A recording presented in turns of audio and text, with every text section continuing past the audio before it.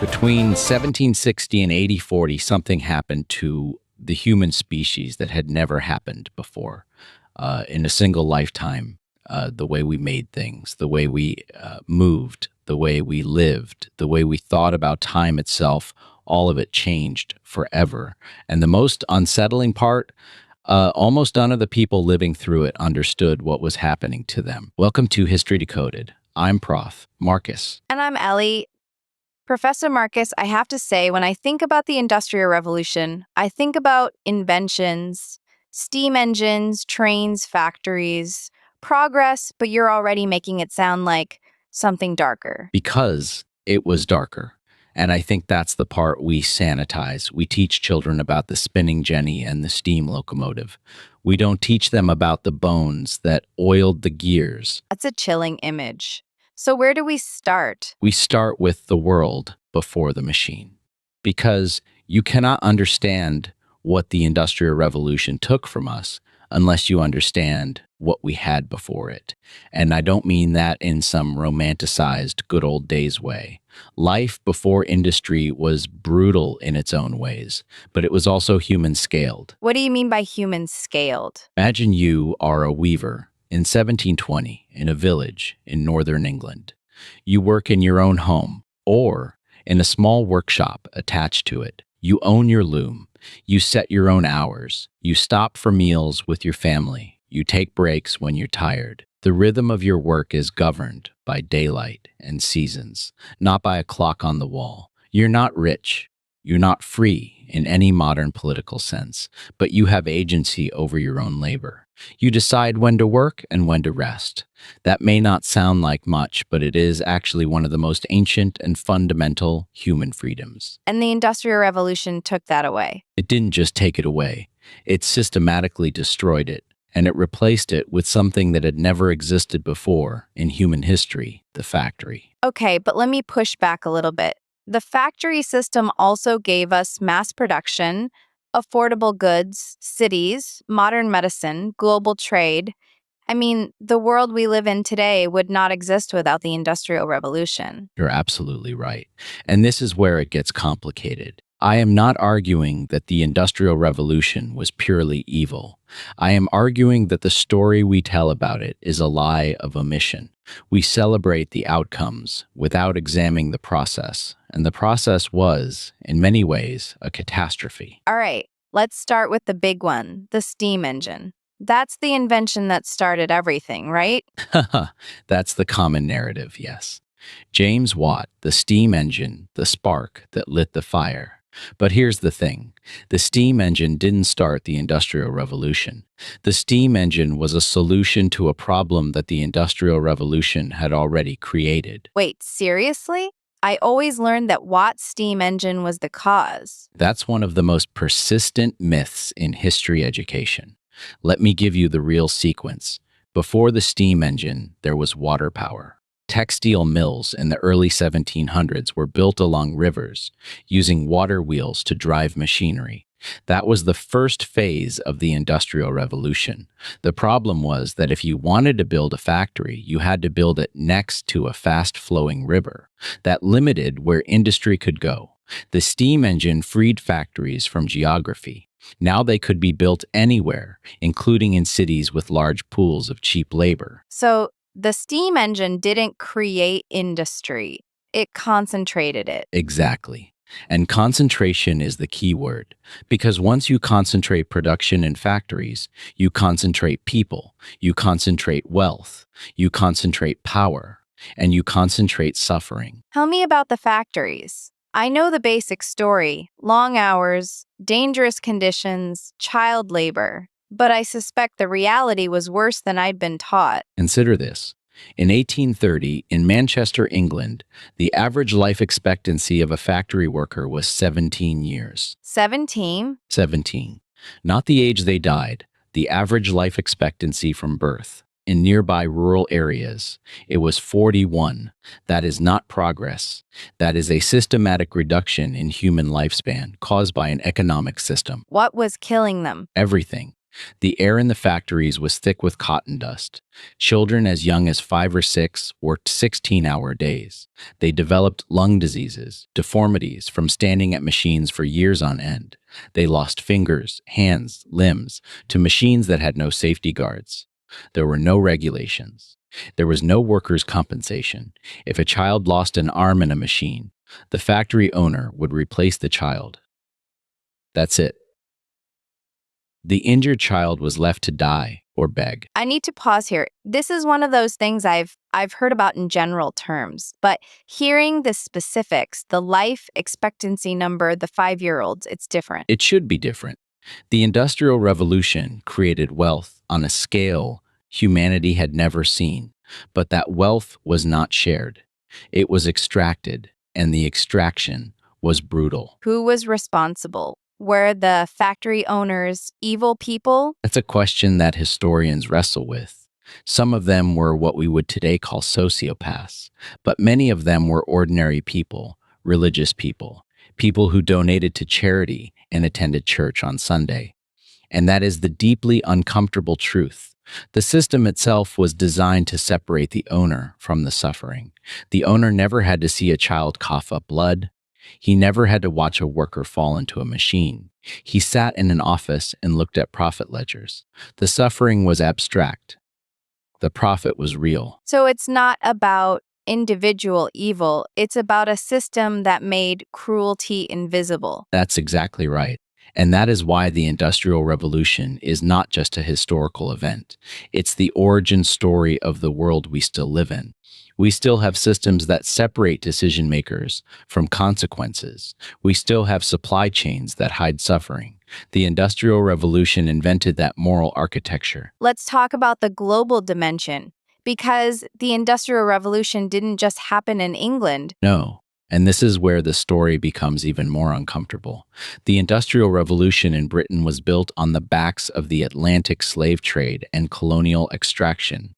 British textile mills processed cotton that was grown by enslaved people in the American South.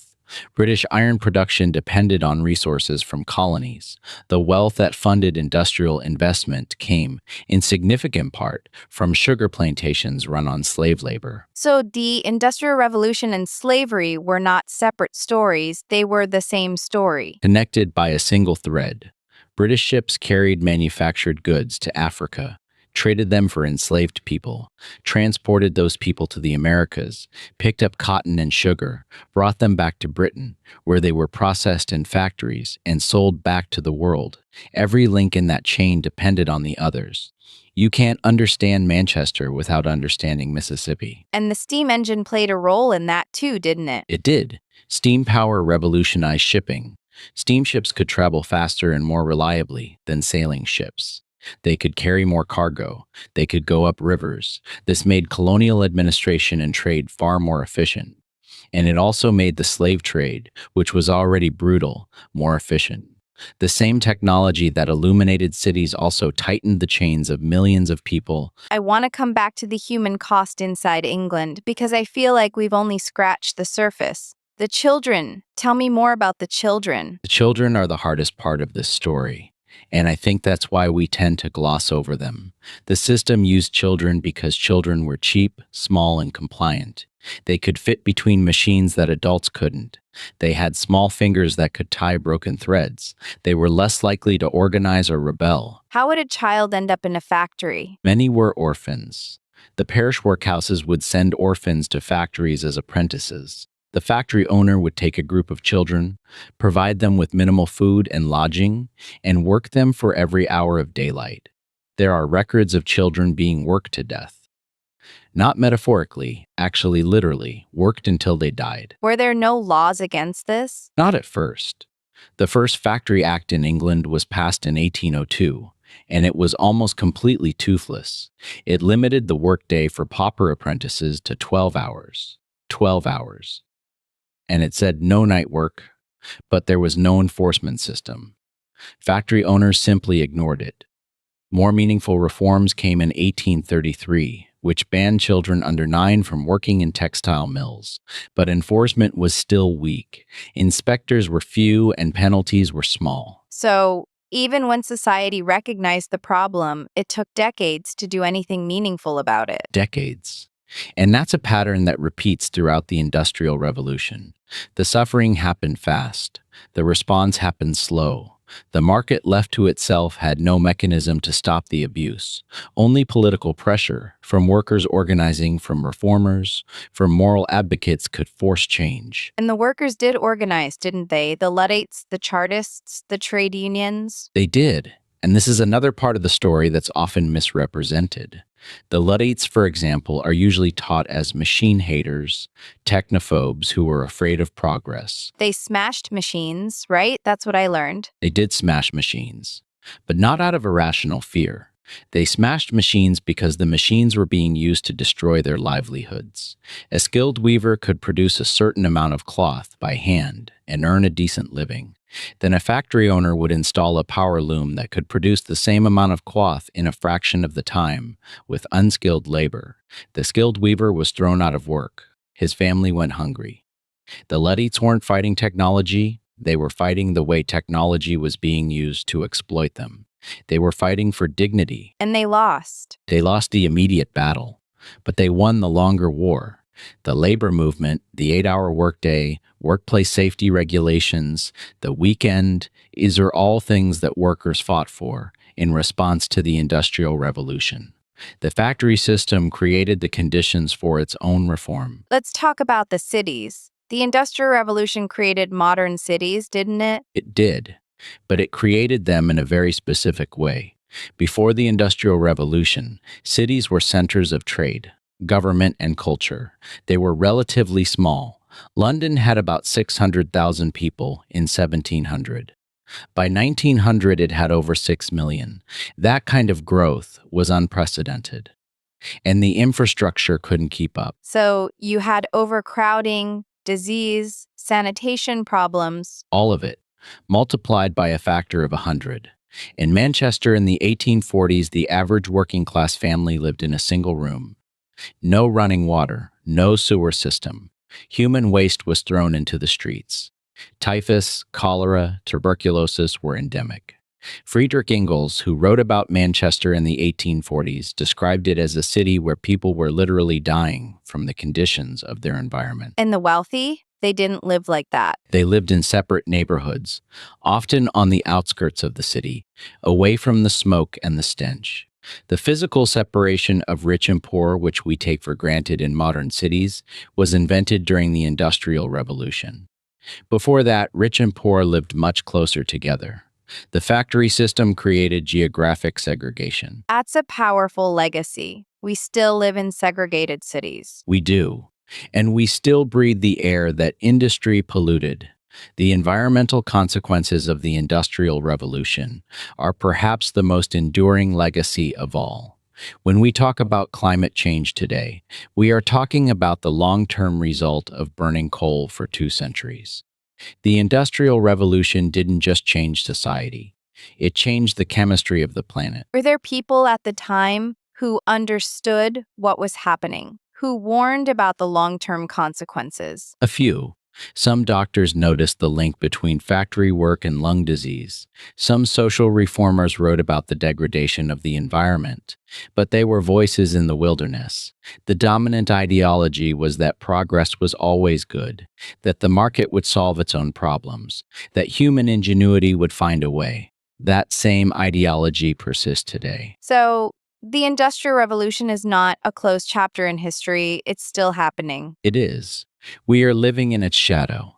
The industrial model of production, the belief in endless growth, the separation of labor from life, the externalization of costs onto the poor and the environment, all of these are inheritances from the Industrial Revolution. Professor Marcus, I want to ask you something. When you look back at this period, do you see it as ultimately a net positive or a net negative for humanity? That is the hardest question. And I think any honest historian has to give you an uncomfortable answer. A net positive in material terms? Yes. The average person today lives longer, healthier, and with more material comfort than any person in 1750 could have imagined. But a net positive in human terms? In terms of freedom, dignity, and meaning? I'm much less certain. So we gained things and we lost things. We lost a relationship with our own labor. We lost a sense of time that was connected to nature rather than to a clock. We lost the experience of making things with our own hands, from start to finish and feeling the satisfaction of that creation. And we gained convenience, abundance, and speed. It's a trade-off, and maybe the problem is that we made the trade-off without consciously choosing it. Exactly. The Industrial Revolution was not a democratic decision. It was not voted on. It was not debated. It happened because a constellation of technologies, resources, and economic incentives came together and drove change forward with a momentum that no one could stop. And it's still driving. Before we wrap up, I want to touch on one more thing, the positive side. Were there people who used the Industrial Revolution to improve lives? Reformers, inventors with a conscience. Yes. Robert Owen, the Welsh social reformer, built a model factory town in New Lanark, Scotland. He provided decent housing, education for children, shorter working hours. He proved that a factory could be profitable and humane, and other factory owners hated him for it. They said his ideas were impractical, that he was a dreamer. But he proved it could be done. He proved it could be done on a small scale. The system as a whole never adopted his model, and that tells you something about the system. It wasn't designed for human well-being. It was designed for profit. Designed may be too strong a word. It emerged without central design, but the incentives within it pointed overwhelmingly toward profit, not toward human flourishing. It took generations of struggle to force the system to accommodate basic human needs. I think that's the lesson I'm taking away from this episode. The Industrial Revolution wasn't inevitable in the way we think.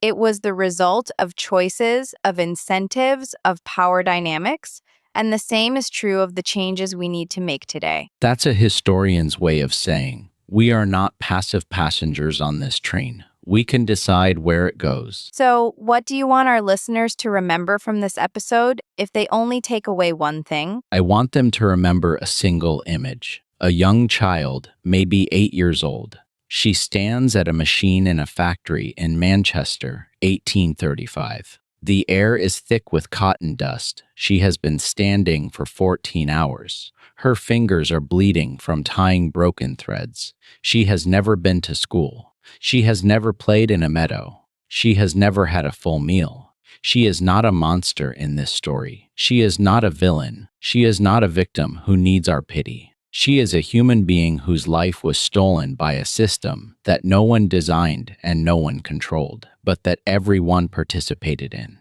And she is the truth of the Industrial Revolution. Not the steam engine, not the railway. That is a powerful image to end on. That is the image I carry with me as a historian. Progress is real, but it was never free. Someone paid for it, and if we forget that, we risk building the same system again. Thank you, Professor Marcus. That was a revelation. Thank you for asking the right questions, Ellie. If you want to go deeper into this period, I recommend looking into the history of the Luddites, the life of Robert Owen, and the writings of Friedrich Engels. Those 3 sources will give you a much more complete picture. And if you enjoyed this episode, please subscribe to History Decoded. Hit the bell so you never miss an episode. New episodes every day. Until next time, keep questioning the story you've been told. The truth is always more interesting.